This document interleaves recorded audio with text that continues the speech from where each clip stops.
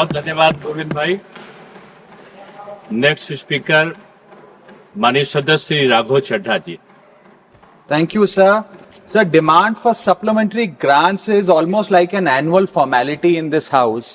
एक औपचारिकता रहती है, and particularly because this is a money bill and Rajya Sabha's approval is not required for a money bill.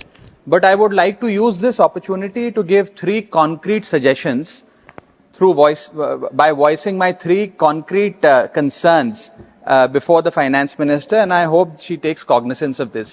Sir, the first is that investment in India is highly taxed. हमने देखा पिछले कुछ वर्षों में कि ग्लोबल कैपिटल बहुत volatile है, जिसके चलते जैन 2025 इसी साल का जनवरी 2025 से लेकर दिसंबर 2025 के दूसरे हफ्ते तक 1,60,000 करोड़ रुपए फॉरेन पोर्टफोलियो इन्वेस्टर ने भारत की इंडियन इक्विटी से विड्रॉ कर लिए।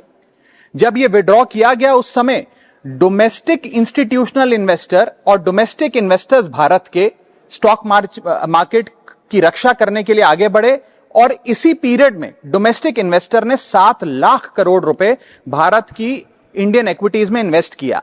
ये एक हिस्टोरिक अचीवमेंट भी था, मार्केट की मैच्योरिटी भी दिखाता है, लेकिन उससे ज्यादा ये दिखाता है कि जब foreign money leaves, it is the Indian investor that comes to the rescue of the stock market. लेकिन जब सैलरीड एम्प्लॉइज ने एसआईपीज के माध्यम से, स्मॉल सेवर्स ने म्यूचुअल फंड के माध्यम से और पेंशन इंश्योरेंस मनी के माध्यम से इन्वेस्ट किया, इस इन्वेस्टमेंट को प्रोत्साहन देने के लिए सरकार ने क्या किया? आज एक ऐसी टैक्सेशन रिजीम बन गई है जिसके अंदर कैपिटल गेन टैक्स बहुत हाई है, इंडेक्सेशन का बेनिफिट इन्वेस्टर को मिलता नहीं है, सरचार्जेस ज्यादा होने की वजह से टैक्स रेट शार्पली इंक्रीज हो चुके हैं, और फ्रीक्वेंट चेंजेस के चलते इन्वेस्टर को सर्टेनिटी नहीं मिलती, और एक व्यवस्था ऐसी बन गई है कि long term investments in this country are being treated as short term speculation when it comes to taxation. इसे बदलने की जरूरत है। If India truly wants deep capital markets and long-term domestic savings, sir, then patient capital must be respected and not penalized. Basic principle है sir economics का कि tax consumption if you must, but nurture investments. हमें investment को प्रोत्साहन देना होगा, और over taxing of investments करके हम वेल्थ क्रिएशन को डिसइंसेंटिवाइज कर रहे हैं। सर, मेरा दूसरा पॉइंट यह है कि बैंक सेविंग्स जो हैं, हमने देखा कि भारत का मेहनतकश आदमी, एक मिडिल क्लास आदमी अपनी तमाम सेविंग्स बैंक के सेविंग्स अकाउंट में रखता है या एफडी कराता है। हमने देखा सर कि वित्तीय वर्ष 24-25 में बैंक डिपॉजिट का जो ग्रोथ था वो गिर के मात्र 10% पे आ गया, in comparison to the previous financial year which is 23-24 where it was 13%। यानी कि डिपॉजिट के ग्रोथ में कमी देखी गई। इसके चलते क्या होता है सर, बैंक्स की कॉस्ट ऑफ फंड्स बढ़ती है, लोन महंगा होता है, एमएसएमई सफर करती है, और फाइनेंशियल स्टेबिलिटी जो है वो कमजोर होती है। इसीलिए मैं कुछ सुझाव देना चाहता हूं। पहला सुझाव है टैक्स फ्री लिमिट्स को बढ़ाया जाए जहां तक सेविंग्स बैंक की इंटरेस्ट इनकम का सवाल। दूसरा, अगर 5 साल से ज्यादा कोई एफडी कराता है तो उसको टैक्स की रियायत देनी चाहिए। There needs to be tax incentivization for that sort of an investor. Long term capital gains के अंदर इंडेक्सेशन के बेनिफिट को लेटर एंड इन स्पिरिट में अक्रॉस एसेट क्लासेस लागू करना चाहिए। तीसरा, शॉर्ट टर्म कैपिटल गेन्स पे जो टैक्स लगता है बहुत ज्यादा है, उसे कम करना चाहिए अगर हमें इन्वेस्टमेंट को प्रोत्साहन देना है। और इसी के साथ साथ हमें ये इंश्योर करना पड़ेगा सर कि पेशेंट डोमेस्टिक कैपिटल जो है उसे हम प्रिजर्व करें, उसे रिवॉर्ड करें, उसे पीनलाइज ना करें। मेरा दूसरा पॉइंट है सर जीएसटी से संबंधित। जीएसटी 2.0 वास्तव में एक अच्छे इंटेंट से लाया गया, और सबको ये उम्मीद थी कि जीएसटी 2.0 के बाद, जीएसटी रैशनलाइजेशन के बाद वस्तुएं सस्ती होंगी। माननीय वित्त मंत्री जी ने तमाम कंपनियों को भी कहा कि हम जीएसटी में कटौती कर रहे हैं, 28 से 5% ला रहे हैं, 18 से 5% कर रहे हैं, तो आपको वस्तुओं को सस्ता करना पड़ेगा। लेकिन हमने ये देखा कि जो इंटेंट था कि जीएसटी कम होगा तो वस्तुएं सस्ती होंगी, वस्तुएं सस्ती होंगी तो कंजम्पशन बढ़ेगा, कंजम्पशन बढ़ेगा तो डिमांड बढ़ेगी। ये हुआ नहीं, और ये इसलिए नहीं हुआ सर क्योंकि प्राइवेट कंपनियों ने इस मुनाफे को जनता को नहीं सौंपा। मैं बता रहा हूं, मैं मोटे मोटे तौर पे आपको बताना चाहता हूं, मैं उदाहरण के माध्यम से आपको बताना चाहूंगा सर कि एक वस्तु 100 रुपए की बाजार में मिलती थी, उस पर 18% जीएसटी था, तो उसकी मार्केट वैल्यू 118 रुपए थी। सरकार ने उस पर जीएसटी 18% से घटाकर 5% कर दिया। अब वो वस्तु 100 प्लस 5% 105 रुपए की मिलनी चाहिए, जो पहले 118 रुपए की मिलती थी। लेकिन आज भी बाजार में वो वस्तु 118 की मिलती है, क्योंकि प्राइवेट कंपनियों ने इस जीएसटी के रिलीफ को कंज्यूमर को पास ऑन नहीं किया, या ग्रामेज कम करके प्रोडक्ट की क्वांटिटी कम कर दी और दाम कम कर दिया।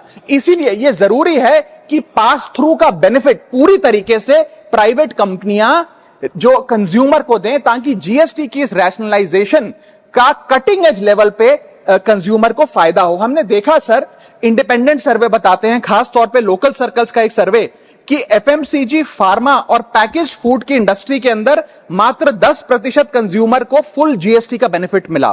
कंज्यूमर ड्यूरेबल्स बाजार में 34% ही उपभोक्ताओं को फुल बेनिफिट मिला इस जीएसटी पास थ्रू का। और ऑटोमोबाइल सेक्टर में जो रिलीफ मिला, बताया जा रहा है कि जनवरी 2026 से तमाम ऑटोमोबाइल कंपनियां अपने दाम बढ़ाने जा रही हैं। इसीलिए सर मैं कहना चाहूंगा, tax reform without enforcement will become a transfer of benefit from the citizen to the company। एक हाथ से जीएसटी रिफॉर्म आया, जीएसटी का रेट घटा, लेकिन दूसरे हाथ से अगर प्राइवेट कंपनियां वो बेनिफिट कंज्यूमर तक पहुंचने नहीं देंगी और वस्तु का दाम बढ़ा देंगी, तो एंड कंज्यूमर को कोई फायदा नहीं होगा। इसीलिए मैं याद दिलाना चाहता हूं कि section 171 of the CGST act, जो एक सनसेट क्लॉज के तहत अब समाप्त हो गया, उसकी जो मूल भावना थी वो बड़ी सीक्रेट है, जो ये कहा करता था that tax cuts must translate into price cuts. Any benefit in the reduction of tax must be given to the end consumer as a reduction in prices. ये करने की आवश्यकता है। No doubt GST 2.0 is a landmark reform, but without pass through benefit it is an incomplete reform. और अंत में sir मेरा आखिरी सुझाव यह रहेगा, भारत देश में आज एक टोकनाइजेशन बिल लाने की आवश्यकता है। सर जैसे यूपीआई ने डिजिटल पेमेंट्स को एक प्रकार से इंक्लूसिव बना दिया। आज रेडी पटरी वाला, सब्जी वाला, रिक्शा वाला सब यूपीआई के माध्यम से पेमेंट लेते हैं, देते हैं। ठीक उसी तरह इन्वेस्टमेंट और एसेट ओनरशिप को हमें इंक्लूसिव बनाने के लिए टोकनाइजेशन का एक कानून इस देश में लाना पड़ेगा। सर मैं सरल भाषा में समझाता हूं, एक मिडिल क्लास का आदमी आज यदि अपना निवेश करना चाहता है पैसा, तो उसके पास या बैंक का सेविंग्स अकाउंट का खाता है, म्यूचुअल फंड है या फिक्स डिपॉजिट है, उसके अतिरिक्त कोई ऑप्शन नहीं है। कमर्शियल बिल्डिंग बहुत महंगी है, इंफ्रास्ट्रक्चर प्रोजेक्ट उसकी रीच के बाहर हैं, और प्राइवेट एसेट क्लास नीश इन्वेस्टमेंट्स के लिए होते हैं, उनके लिए बने नहीं है। टोकनाइजेशन एक ऐसी फाइनेंशियल रेवोल्यूशन है जो एक बड़े महंगे एसेट को छोटे छोटे डिजिटल टोकन में बांट देगा और ट्रांसपेरेंटली उसकी खरीद बेच ब्लॉकचेन टेक्नोलॉजी के माध्यम से हो सकती है। Sir asset tokenization is one of the most transformative technological financial innovations of the 21st century.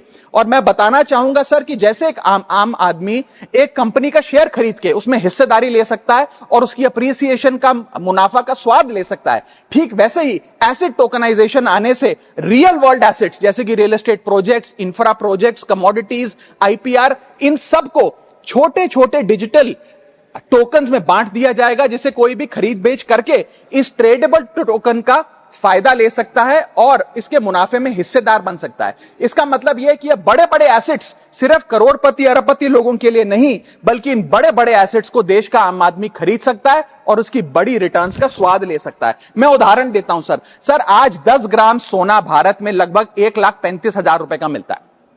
आप यदि किसी दुकान में जाकर कहिए कि भाई मेरे पास 1,35,000 रुपए तो है नहीं 10 ग्राम सोना खरीदने के लिए, आप मुझे 500 रुपए का सोना दे दो, तो शायद आप 500 रुपए का सोना नहीं खरीद सकते। लेकिन जब से गोल्ड ईटीएफ आया, डिजिटल गोल्ड आया, आप 500 रुपए का गोल्ड खरीद पाएंगे इलेक्ट्रॉनिकली, डिजिटली। ठीक वैसे ही आप एसेट्स को अगर डिजिटाइज करेंगे, इन टोकन्स के माध्यम से आप इन एसेट्स की हिस्सेदारी पा सकते हैं। सर मैं समाप्त कर रहा हूं, मुझे एक मिनट ही लगेगा बस। सर इस टोकन, मैं समाप्त कर रहा हूं सर इस टोकनाइजेशन से खास तौर पे मिडिल क्लास को क्या फायदा होगा? सबसे पहले बेटर रिटर्न्स मिलेंगी, रिटायरमेंट सिक्योर होगा, निवेश करने में आसानी होगी, और सबसे बड़ी बात इंस्टेंट लिक्विडिटी मिलेगी इन ट्रेडिशनली इनलिक्विड एसेट्स। आपको कोई ब्रोकर की फीस, कोई रजिस्ट्री का झंझट, प्रॉपर्टी डीलर का झंझट नहीं, आप खरीद बेच आराम से कर सकते हैं। और इसी के साथ साथ ट्रांजैक्शन कॉस्ट घटेगी, इंटरमीडियरीज की कॉस्ट घटेगी। सर, दुनिया भर में जो मजबूत मेच्योर अर्थव्यवस्थाएं हैं उन्होंने इस एसेट टोकनाइजेशन के कॉन्सेप्ट को रिकॉग्नाइज किया। यूएसए ने, एसईसी ने अपनी सिक्योरिटीज एक्ट में इस टोकनाइजेशन के कॉन्सेप्ट को शामिल किया। सिंगापुर ने प्रोजेक्ट गार्जियन का नाम से एक प्रोजेक्ट लाकर इसको लीगलाइज किया। यूरोपियन यूनियन ने markets in crypto asset regulation का एक कानून लाकर इसे रेगुलराइज किया। और यूएई ने सबसे बड़ा काम करते हुए एक अलग अथॉरिटी बना दी, वारा, वर्चुअल एसेट रेगुलेटरी अथॉरिटी, जो इस प्रकार के एसेट टोकनाइजेशन पे काम करती है। Sir, Indians have more cultural affinity to real estate and precious metals like gold, silver, etcetera, because 70 to 80% of our household assets are stored in these asset classes. Therefore, tokenization will directly address their preference by enabling fractional ownership of these assets using blockchain technology. अंत में मैं बस इतना कहना चाहूंगा sir कि India को अपनी एसेट टोकनाइजेशन की एक bespoke legislation की जरूरत है और एक रेगुलेटरी सैंडबॉक्स की जरूरत है। इसके चलते इन्वेस्टमेंट और ओनरशिप कॉमन मैन के लिए, आम आदमी के लिए सही मायने में इंक्लूसिव बनेगी। और अगर भारत में रेगुलेटरी क्लैरिटी आ जाती है एसेट टोकनाइजेशन कानून के माध्यम से, तो global capital Singapore, UAE, Hong Kong और यूएस जाने की बजाय भारत में आएगी और भारत में निवेश होगा। So there is an urgent need for an asset tokenization bill in this country. Thank you sir. बहुत धन्यवाद।